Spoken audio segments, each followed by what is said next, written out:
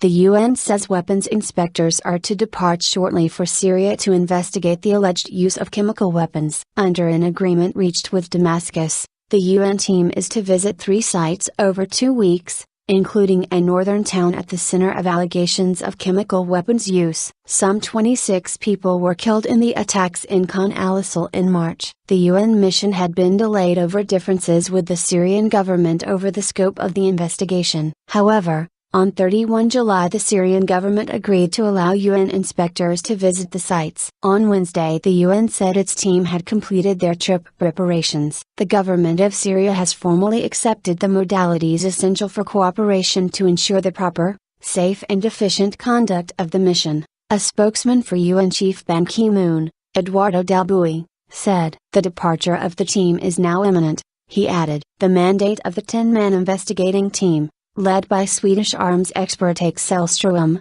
is limited to reporting on whether chemical weapons were actually used and which ones, but it will not determine responsibility for any attacks." After the initial 2 weeks, the UN said, the trip was extendable upon mutual consent. 2 of the locations to be investigated have not been identified so far. What started out as anti-government protests inspired by the Arab Spring quickly descended into a full-scale civil war in Syria, with more than 100,000 people killed during the 28-month conflict. The possibility of President Bashar al-Assad using Syria's chemical weapons stock or rebels obtaining some of the stockpiles is one of the factors that has most worried Western observers of the conflict. The UN says it has received up to 13 reports of chemical weapons use in Syria, 1 from the Damascus government about the events at al-Assal, with the rest mainly from the UK, France and USA. Both sides of the conflict, the rebels and the government, have denied using chemical weapons. Syria is one of 7 countries that have not joined the 1997 convention banning chemical weapons. Syria is widely believed to possess large undeclared stockpiles of mustard gas and sarin nerve agent,